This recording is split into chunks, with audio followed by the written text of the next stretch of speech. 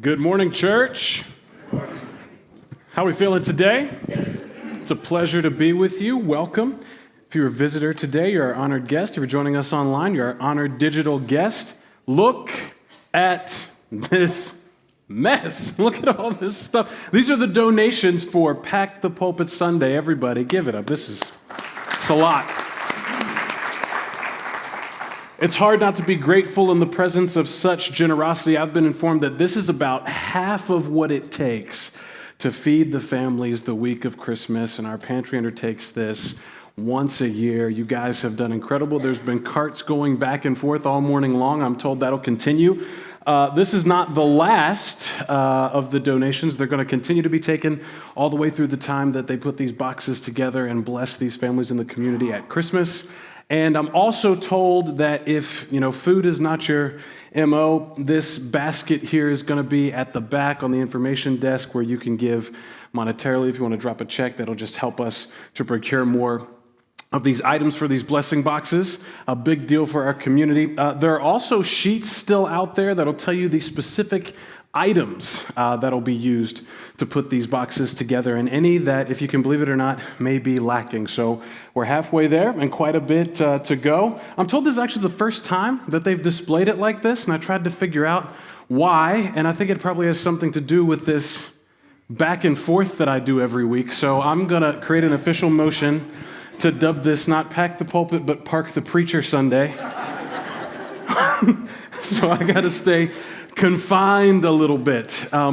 As I said just a few seconds ago, we do this every single year. It's one of the ways that our Brighter Days Food Pantry gives back to the community. Now, we recognize there are some folks here who are new here, who maybe don't even know what's going on down there at the other end, Monday through Wednesday with the Brighter Days Food Pantry. It's truly amazing. So we actually have a little video we're going to share with you this morning to tell you a little bit about what's going on down there. If you could go ahead and dim the lights and throw that up for everybody, guys.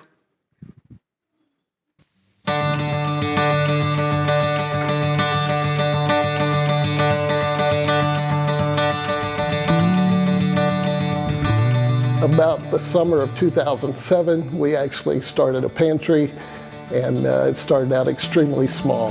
And by 2011, we had like 6 to 10 families a week we were helping. So it didn't take off with gangbusters.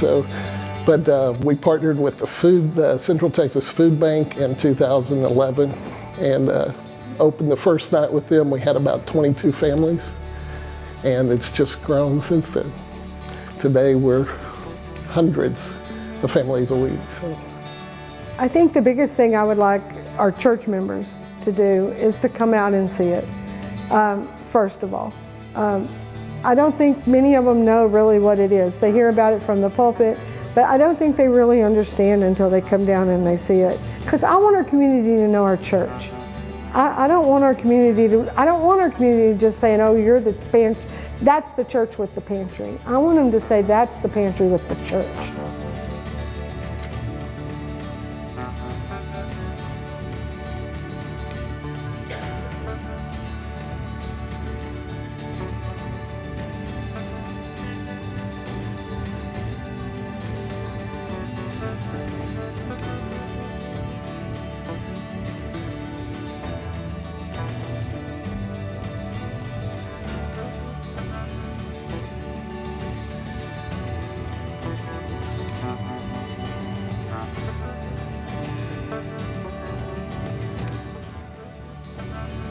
Christ did a lot of his good work feeding people. We're very fortunate that we're able to do what we do. Man, we don't have time. We're so busy. Life is passing us by. We always make time for things that are important to us. Everybody's so welcoming. Everybody's so grateful. The volunteers are so grateful for that extra set of hands, the extra person to push a cart.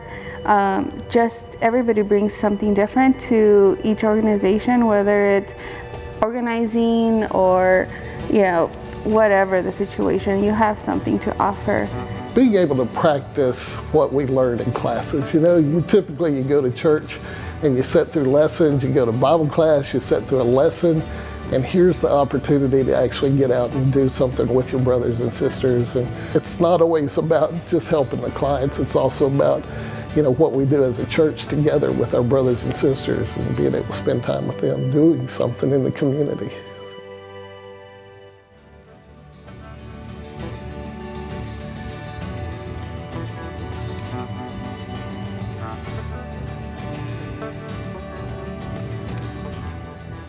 What do you guys think? I think we can give a little bit of applause for everyone involved in Brighter Days Food Pantry. From 14 families and a little banner on the side of the road to thousands of families and millions of dollars in food aid annually going into this community. It's a testament of what God can do with willing hearts. We put Come and See up there because if you are a member of this community, if you're a partner in the gospel here and you have never actually gone to see the pantry in action live and direct, one, you're missing out, and two, we need you. We need everybody in this community to be a part of what God is doing here. So I would just invite you to find Terry Sue, find Ezra, find myself, Judy and Adam, anybody that you saw in that video and so many more, and come down on a Wednesday and see what it is like. When I hear the words church pantry, I think of a closet or a room that used to be a classroom where there's some canned food and maybe some diapers. The scale of what God is doing down there is totally different, and it is something to behold, and we should all be proud and grateful to be a part of it. So, with that being said, I'm going to try and navigate some of our pantry blessings here as much as I can this morning as we jump back into the book of Acts and we learn about the New Testament church and the story of us as it were. We've been on a journey, and I want to sit this week and next week and talk about the story of us from a different perspective. You might feel trapped by the time we're out of here today, but I hope you'll come back again next week. As a matter of fact, I want to let you know right now, this is the first of a two-part series or mini-series inside of the series, so to speak, because up until now, we've been following the story of the earliest Christians. And we've just been holding that mirror back up to ourselves, and we've discovered that together, the more things change, the more people stay the same. That's one of my lines from this series. So much of what we've mistakenly assumed are just stories with moral nuggets of truth and little axioms of wisdom that we can make personal applications to are actually really relevant to us today. They're really practical today, and they're indispensable looks not just at the New Testament church, but into our own souls. Now, it's been eye-opening, it's been encouraging, and in some ways it's been very, very challenging even for me. But I'll confess to you this morning, never more challenging than it's probably about to be for the next 2 weeks. So with that ominous intro, are you ready? Okay. It's time to shake off the tryptophan hangover. It's time to get the blood circulating a little bit. I know it's a little chilly in that foyer or foyer. I don't know how we pronounce that here. It depends on how church bougie you are. One of the two, shake that off, because really the story of us will always come down to this. I wonder if we've actually stopped to think where this was all going to lead. When you sit down for story time as a little kid, you never think about where this is going to lead. You were being tucked in by mom and dad, or you were sitting, I think the way that you say it now is crisscross applesauce on the floor in kindergarten. I'm not going to demonstrate that because I have hamstrings and they don't like me, but you guys have all been there. You sit down and you hear the story and it's a great time, but what you may not expect is that someday you're not going to be the little kid sitting there. Maybe, like we talked about last week, you grew up and now you're the one that is telling the story. We all reach a moment in our life, a moment in time, when our story is the one that has to be told. And even more frightening than the fact that our story has to be told, it's that sometimes we're the ones who have to tell it. So today's message and next weekend's message are going to be about courage, because the story of us takes courage. If you looked at the text that was just read this morning in our scripture, you know that it takes courage to endure sometimes what you're going to be faced with, but telling this story particularly takes courage. Now, there's a good chance that you're like me when you grew up, and I don't remember us spending very much time talking about telling the story, as it were, or sharing our stories, as it were.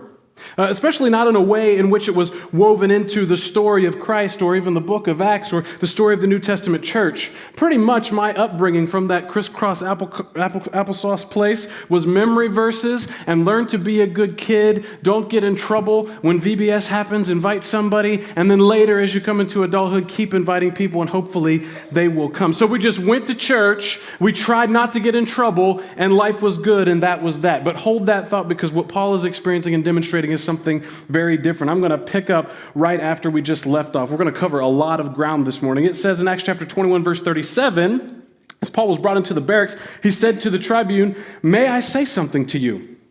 And he said, "Do you know Greek?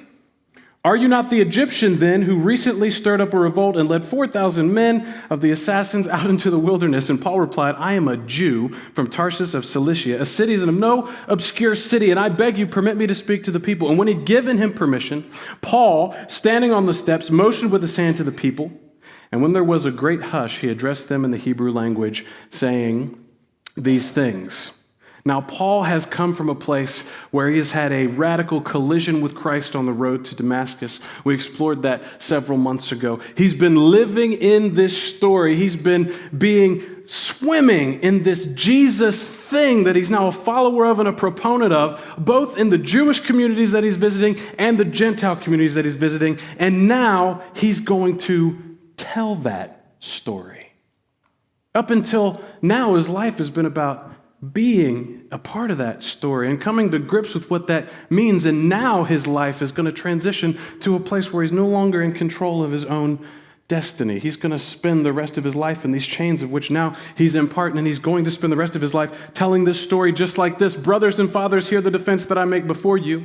And when they heard he was addressing them in the Hebrew language, they became even more quiet. And he said, "I'm a Jew, born in Tarsus of Cilicia, but brought up in this city, educated at the feet of Gamaliel, according to the strict manner of the law of our fathers, being zealous for God, as all of you are to this day.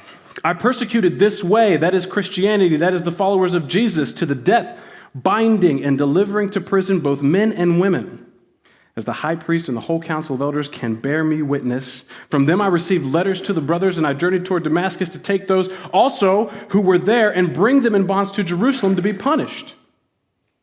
As I was on my way and drew near to Damascus about noon, a great light from heaven suddenly shone around me, and I fell to the ground and heard a voice saying to me, 'Saul, Saul, why are you persecuting me?'" You guys remember we talked about the collision points message. This is Saul of Tarsus coming into a collision with the reality of the God that he had envisioned in his mind and thought he was serving, and the God that actually existed. "Saul, Saul, why are you persecuting me?' And I answered, 'Who are you, Lord?' And he said to me, 'I'm Jesus of Nazareth, whom you are persecuting.' Now those who were with me saw the light and did not understand the voice of the one who was speaking to me. And I said, 'What shall I do, Lord?' And the Lord said to me, 'Rise and go into Damascus, and there you will be told all that is appointed for you to do. Yes, even this, where you now stand, Paul.' And since I could not see because of the brightness of the light, I was led by the hand by those who were with me and came into Damascus. And one, Ananias, a devout man according to the law, well spoken of by all the Jews who lived there, came to me and standing by me said, 'Brother Saul, receive your sight.' And that very hour I received my sight, and I saw him. And he said, 'The God of our fathers appointed you to know his will, to see the righteous one, to hear a voice from his mouth. For you will be a witness for him to everyone what you have seen and heard.'" Now, Ananias says this to Paul. Have you ever stopped to consider whether this is something that a brother should say to you, or a sister should say to you? Or have you stopped to consider that you have been appointed to know his will, and that you have seen the righteous one, and that you have the voice from his mouth, and that you are called to be a witness for him to everyone for what you have seen and heard? The famous verse comes up next. Ananias says to Paul, "And now why do you wait? Rise and be baptized and wash away your sins, calling on his name." And when I had returned to Jerusalem and I was praying in the temple, I fell into a trance. And I saw him saying to me, "This is Jesus, make haste and get out of Jerusalem quickly, because they will not accept your testimony about me."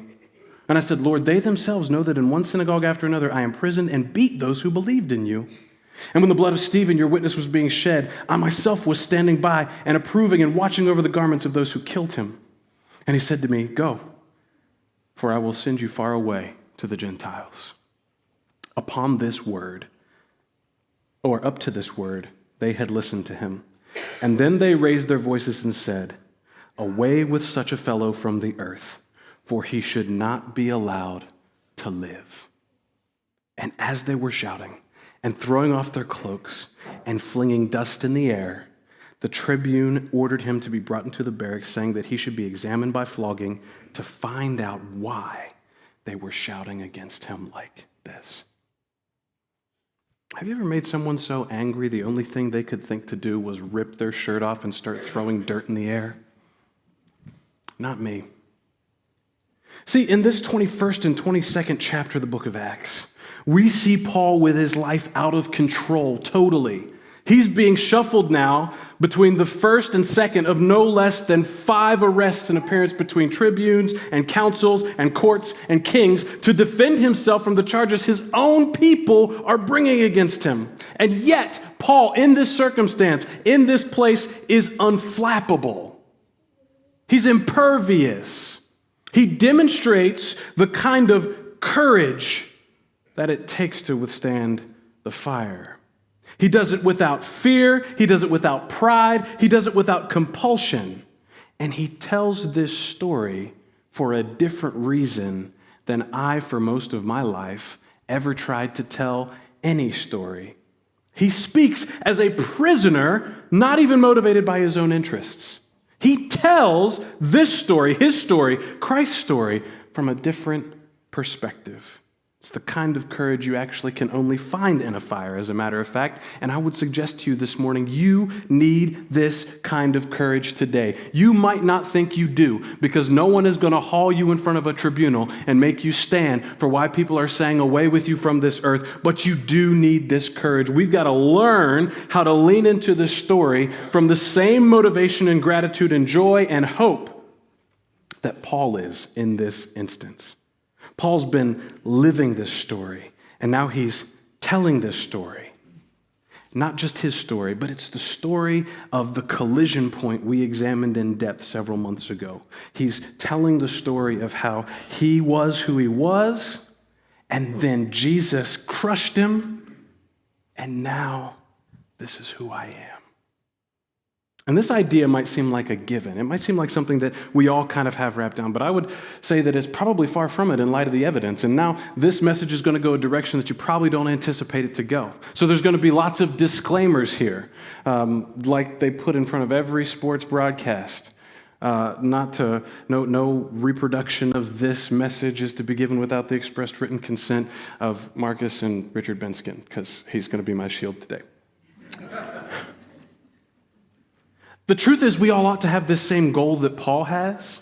We have a mission and a God-given commission to share this story that unites us with the world and to go beyond that, to make disciples as we go. But why we do it matters. And in order for us to be able to do what Paul is doing, in order for this to make sense to us, instead of just being some grand spectacle, a situation that we hope we never find ourselves in, then we have to be a little bit honest about what we've been up to instead. When I say sharing the story with the world around us to the average group of churchgoers, what do you think of? How do we do that? How do we get people in front of the story? And what you might be thinking, what you probably are thinking, what you maybe have practiced or thought about for most of your lives, if you've been a church person, is that, well, we invite people to church. Isn't that how it's done? Now, here's the disclaimer part. I want to get this out of the way really early so no one can misinterpret what I'm actually trying to say today. It's going to sound at times like I'm suggesting that we should no longer invite people to church. Let me be clear. That is not what I'm suggesting. But what I am saying is that the idea that we fulfill our calling as disciples of Jesus, that we can love God and love our neighbor and serve our neighbor simply by inviting people to church, is the result of a very unique, very privileged, and no longer in effect period in the history of our country. I'm going to unpack that for just a couple of seconds here. The idea that we're sharing the story just by inviting someone to church falls woefully inadequate and woefully short. Let's lean into this. I'm not just going to make some unfounded claims, and I'm not just here to peel your eyelids back and shock you this morning. Barna says that in 1965, 73% of Americans were members of churches. That number trailed downwards into the late 80s and the 90s, where a steep fall-off began, and many of you borne witness to that. That 73% was down to 50% in 2018. And I'll let you guess how the trend has continued after that pandemic season that we're out of, but we keep trying to pretend that we're in because it makes us feel better about what it looks like on the other side of. Let's dig a little bit deeper, because as you know, it's one thing to claim you're a part of a specific community or religion or a church, and different to actually be part of a community. So that poll is even misleading. If we go by active number reports from all the mainline denominations, including Catholicism, that percentage of Americans who regularly attend a church service in America every Sunday, 23%. 23%. And that 23% is counted for folks that are at church 3 out of every 8 Sundays. Now, let me ask you, because I know for Mama Stenson, 3 out of every 8 Sundays wasn't getting it done. Because we had to be there twice on Sunday, once on Wednesday, and if Winfred Claiborne was coming in for a gospel meeting, I was there Monday through Thursday too. But 3 out of 8 Sundays, that counts. It is probably not lost on you, if you've been around churches of Christ for a while, that we're experiencing some of the most drastic downward trends. And some of those estimates would say that there are 2 CFCs closing their doors every single week. It's a trajectory not just for CFCs, but all Restoration Movement churches, and a lot of churches in the broader Christendom at large that would say that, you know what, by 2050, they're going to all but disappear. Now that sounds shocking, doesn't it? Kind of shocking. It sounds ugly, but if you look around and you think about the fears and anxieties you've had about church, it's not really that shocking. See, in order to really do this justice this morning in the purview of this message, we can't really dig into the dynamics and the reasons why this is happening. We got plenty of time to do that. But what it does benefit us to say this morning is that in 1960 and 1970 and 1980, most people in this country were members of a church somewhere. And even more wild is that they attended regularly. Now, here's my point for all of these statistics. I need you to know and pan back to see the big picture. That is a cultural phenomenon. And I mean cultural phenomenon because if you look at the whole of history, since the church began, at the beginning of this book of Acts, this story of us, until now, there has never been a place or time in history where that has been the case. A society where 70% of people were in church on a Sunday. It's unique. And because of that, we were able to get away with some things that only would have ever worked in that specific, unique time. One of those is our concept of inviting people to church being the main thing that people that go to church do when they're trying to share the story. We hand off the rest to professional paid ministry. When 70% of people are in a church on Sunday, that means you can get away with much of your time being devoted to where other groups are wrong in their teaching. You can expend great amounts of time in an effort to convert them away because the majority of the lost could at least be found somewhere on a Sunday. So we got away with this. But what Paul is doing is of serious note for us this morning. Because as time has passed and our society has moved further away from that 70th percentile, it has revealed an incredible weakness that we have to do this thing that Paul is just plainly doing for all of us to see. And he's going to keep doing it for the rest of this book, so we got to get this today. He's just sharing the story. Quite bluntly, American Western church culture has outsourced this aspect of our faith. We've outsourced it to paid ministry. We left our ability to just tell the story in a relevant way. And that method of just inviting someone to church was designed and effective for a period of time in our country's history that doesn't exist anymore. I am not critical of that being the way that we did things for so long because it was an appropriate tool to meet a cultural moment. So I'm not bringing condemnation on anyone for practicing that or anyone for living in that paradigm because that's the way that it was. But if it is no longer that way, then we've got to admit that our Field of Dreams approach to church community has got to grow, just like we have got to grow. And that, I mean this, how this community becomes something more and everything that God calls it to be is probably not just by having the 3 Ps, the best preacher in town, the best praise in town, and the best programs in town. It doesn't happen just by being able to invite people there. So, let's break down from now until we're finished next Sunday on what Paul is actually doing here, because it's not as intimidating as it sounds. It's actually right here in front of us. What's really wild about this, though, it might seem like a doom and gloom story, but I think it's quite the opposite, actually. If we scan through the book of Acts like we have and we continue to dig into the context of what is happening here, the whole New Testament even, and we look at this church that we strive to be like in every single way, I actually don't find an example of a Christian doing what we're talking about. I don't find an example of Christians inviting people to church. And I go and I reread it and go through all the conversion accounts in the book of Acts front to back. It's just not there. Christians using that mode of connecting to the world around them is right in the Bible next to the sinner's prayer. But what I do find in the pages here and in the New Testament is people inviting other people to meet Jesus, and that happens quite a lot. It happens all the time, especially before the crucifixion and the resurrection. We see Christians meeting the needs and confronting brokenness in the world around them and sharing the story of Jesus all along the way to amazing results. Part of the way that this congregation does that so well is on display on this stage right now, but it can be so much more. Because forever I've been hearing this question, why don't people invite people to church anymore? And when people do, why don't they come? But I think our current circumstances and the reality that this main mode of sharing the story is not even in the Bible means we should ask a totally different question. And that question is, what were the Christians in the New Testament doing? What were they doing that exploded in growth and crossed borders like we saw in Antioch earlier this year and turned the world upside down, which these Asian Jews are now accusing Paul of doing? What were they actually up to?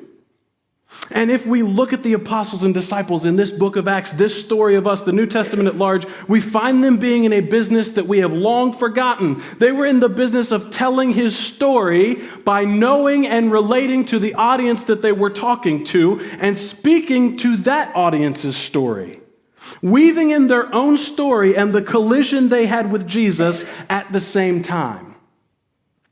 It started early because this is exactly what Peter did in Acts chapter 2 through 4. And you remember, this is what Stephen did in Acts chapter 7. It's what Paul is referencing. He was there when that happened. It changed him. He never forgot it. It became a part of his own story from that point forward. And you remember, we studied in Acts chapter 13. Paul got to talk about this for the first time. And in Acts chapter 17. And now in chapters 22 through 26, it's so important for us to see what Paul is doing because Paul gives us the template. Paul gives us the pattern. And you don't sit in a CFC if you don't really love patterns, baby. Come on. This is what Paul has for us today. So a question for all of us, a harrowing question, maybe an exciting question, a challenging question. Do we share the story like we just read Paul share the story anymore? Have you ever in your life attempted to share the story like Paul just shared the story? We're pretty good at spitting Bible verses at people, but I don't mean that. I mean really doing exactly what Paul just did. If someone asked you on the street, what does God mean to you? How would you answer that question?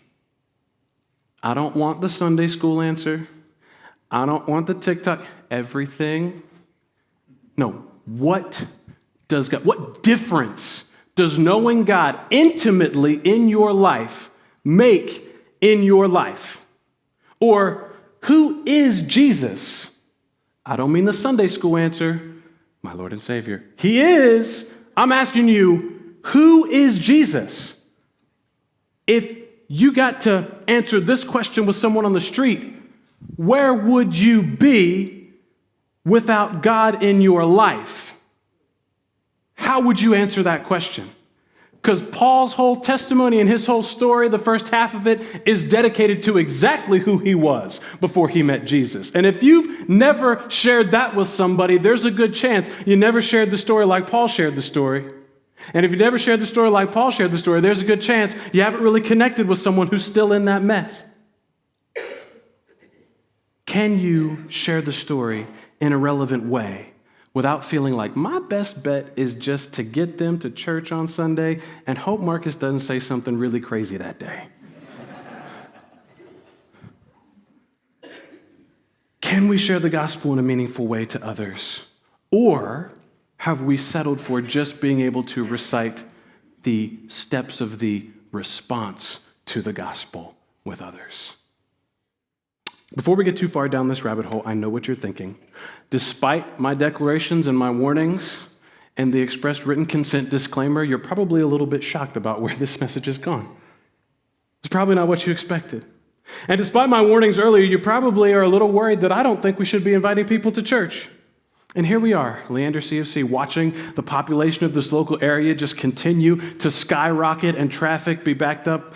Stay away from the death trap that is I-35 at all costs, thinking, how do we get some of these people involved in this community and to be a part of this vibrant and growing and thriving church? And you're perhaps even more uncomfortable with the suggestion that I'm making that the burden of talking to someone about Jesus might actually be yours to carry individually. And before you get too anxious about that, please switch out the verbiage that you have in your inner voice. If you do consider it a burden, then I would say that you need to take some time and just sit in the truth of the gospel yourself. Because there's not one other extremely positive or amazing thing that's happened in your life that you find a burden to share with somebody. So if you immediately feel burdened that you might have to talk to someone about Jesus, there's some connectors that need to be put back together in your gospel understanding. Because ain't nobody who's doing this yesterday feel it a burden to talk about how good Arch Manning looked in the fourth quarter. But if I got to talk to someone about Jesus beyond, it's Friends Day, please come, oh, now it's a burden. Certainly, you might be thinking, he's kind of got a point. But for we, the people that sit here and listen to him every week, this is terrifying. Certainly, you might be thinking, he's not suggesting that me, I, the man in the mirror, broken person, insecure person that no one knows, person that is really not trying to be involved with people on a personal level, pretends to be extroverted on Sunday morning when I walk in, but I'm introverted, so I'm out the back door before I have to talk to anybody. Certainly not me. I have to talk to someone and tell a story. Certainly it's not me he's talking to. I want to say definitively that yes, I am all for us inviting people to church. But if you want to know where I'm really at this morning, it's that I am so much more for us returning to being the priesthood of all believers and make that a part of our everyday life that can invite people to Jesus by telling this story. Take this with you. We are a church who is foregoing beyond impersonal invitations. We are a church who wants to be about empowering a disciple-making purpose that God has put inside of everyone. We want to be a church where we are all equipped to share the story in a way that connects with the world around us. There is nothing more common than churches that don't look like and can't relate to the communities that they sit in anymore. We're a church that are for loving people.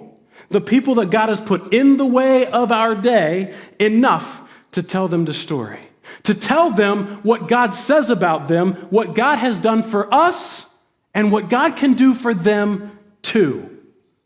You see why that earlier question was important? If I've never thought about who am I without the presence of Jesus Christ in my life, then I can never share with someone what God has actually done for me. At best, I can only go to them and tell them what I've done for God, and they ought to do too. If your story starts with, I go to church every Sunday, and I always have, you can't tell the story like Paul is telling the story in Acts chapter 22. We got to get beyond that. Now, before you're nervous, I want to tell you this. We got a whole nother week to crack into what Paul is doing here in 22 and 26 with these testimonies. And I don't want to let you off the hook, but I want to make this practical and applicable for you, because this isn't bad news. I promise the gospel really is good news. It's really not a burden, okay? Now that you're nervous, I just want to encourage you to try this for the next week. Let's live the story first. See, later, when Paul's writing to those same Ephesian elders that he just left a couple weeks ago, in chapter 4, verses 11 and 12, he said that Jesus gave apostles and prophets, not me, evangelists, that's me, elders, that's Richard, he's my shield, teachers, that's Daryl, and a lot of other people here. He gave those people to equip the saints for the work of ministry and building up the body of Christ. Paul does not write to the Ephesians and say, I gave these people to do the ministry for the body of Christ. He says that he gave them to equip everybody for the ministry, for the building of the body. So Paul, while writing the Corinthians, left another gem saying that there were varieties of gifts but the same Spirit, varieties of service but the same Lord, varieties of activities but the same God who empowers them all and everyone, and to each is given the manifestation of the Spirit for the common good. Wisdom, knowledge, discernment, charisma, all of these things are gifts to be deployed into the grand stage, this story of us, God's story, Christ's story, of which we all have been called and are all a part. But this does not happen just by coincidence. It means that you intentionally set your gifts and talents each day out to bring some light, some blessing, and some hope. Time fails me, but the early Christians were so good at this, they had Roman emperors asking, what is going on in my empire? These Christians are doing so much good. They are serving people we ought to serve, and they are winning people to their cause just by their behavior. There is good in coming together on a Sunday and leading a prayer or leading singing or preaching or teaching, but there is so much more good in the priesthood of all believers between the Sundays. You have talents and gifts and offerings that should not merely be put to use, maximizing your secular endeavors. You should not live a compartmentalized life with some religious do-goodings, and I hope I get through at the end of the day, and here's my other life where I'm trying to excel. It is God's desire that everyone who is a possessor of the promise that he has given through his Son, the promise we talked about in the Lord's Supper this morning, that you would live a life not of success secularly, but a life of significance. The gifts and talents that he's given you, given for meaningful influence in the world around you. You have a role in this story that God planned for you from the very beginning. Perhaps a better question than how do we get people back in church is, what are the points of brokenness that exist in the world around me every day that I can be part of the solution for with the gifts and talents and resources that God has given me? It's true, as we get ready to land this shocking plane this morning, that we're not really good at this, are we? Church-wide. We can be honest, we know each other.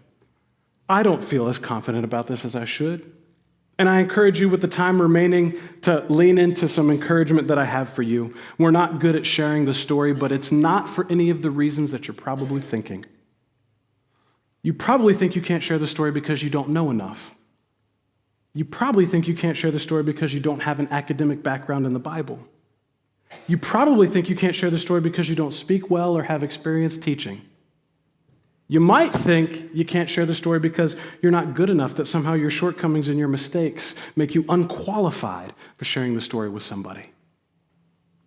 You might think that your gifts don't and won't impact the world around you because you're just an accountant or a janitor or a plumber or an electrician or in retail. All of those are incorrect. Here are the reasons why you haven't been able to share the story of us effectively. Number one, our cultural framework dictated that you grew up in a world where you didn't have to, because 70% of people were in church every Sunday hearing the story. You didn't have to learn how to tell the story. Number two, our spiritual framework dictated that you grew up in a world where you didn't feel qualified to, because the people that did get up on Sundays had degrees, spent years and years and years doing this, and they did it in a way that made you feel like, I could never talk like that. I could never put together 3 points like that. And then lastly, our church framework dictated that you grew up in a world where nobody actually tried to equip you or encourage you or empower you to actually do it. So if you're sitting here feeling guilty, I want to let you know it's not your fault. This is not a condemning message or sermon. This is not a critical message or sermon. These are just smelling salts for how we get to where we are today. You see the glaring weakness, this focus on being able to share the story, making it our mission to share the story and deploy these gifts are so important because Jesus told us you got to be salt and you got to be light. And I don't think it's fair to ask us as a church at large to commit to sharing the story in a way that totally changes the paradigm of how we've seen church in the Western world for the last 1,000 years if we never talk about how we came to be here and how we actually could do it. And that's why I feel like this week and next week are so important. So this is a shameless cliffhanger. Can we do that? We're in between seasons of the show, okay? You got to be here next week because next week we have to talk about how to talk about it. This week is about being about it. Just be who God has called you to be. Be intentional. When you wake up, pray for God to show you who and what and how you're supposed to make a positive impact that day. Open your eyes. Keep your head on a swivel. Share the story by sharing the gifts that He's put in you. And share the story like Paul by doing it for a different reason than maybe you've ever done it before. And then don't despise a small beginning when someone asks you why. Peter wrote, be ready to give an answer for the hope that is in you. Just be willing to put in a good word for God. Start small. You don't have to motion to the crowd in Target, can I say a word? And start speaking in Hebrew. What is this guy doing? And then share your entire testimony of who you were before. Start by putting in a good word for God. Give Him some praise in public before your praise is past due, if you were here last week. Do it early and do it often. You'll be surprised what God does with it, even something so small. And honestly, I can't wait for next week. I want you to know ahead of time that your story is part of His story, and it's part of this story, and it matters. Yes, even yours, no matter how old you are or where you're from or what you did. Because this Jesus and His love drives everything we do and we hope for. He is seeking all of us, colliding with all those things you thought mattered so much. And He's showing us that if we share the story, He will continue to do what He has always done. Leander family, we cannot afford to be a church family who stops at impersonal invitations because God did not stop at an impersonal invitation. You realize the God you serve came here in person to serve and to love. And because that is a story that is worth telling no matter the decade or the social climate, we tell it because He has inexplicably invited us to be a part of that story. He has invited us to share it. What an honor. It's not a burden. It is not a have to be a good Christian. Guys, you get to be a part of this story. You get to share this story. And it's our dream that we would be a church where people discover their purpose and role in doing that every day. Sharing the only story that matters. God's plan is far larger than an impersonal invitation. It's to see disciples embrace their role in His story, their gifts, their talents, their resources, and colliding with the world around them, counteracting brokenness and telling the story of Jesus all along the way. We have read from Acts 1 until now that it changed the world before. And I will tell you today, it will change the world again. It will. It always does. If you're here this morning and you haven't become a part of God's story, I can think of no time better than now. So please come as we stand and sing.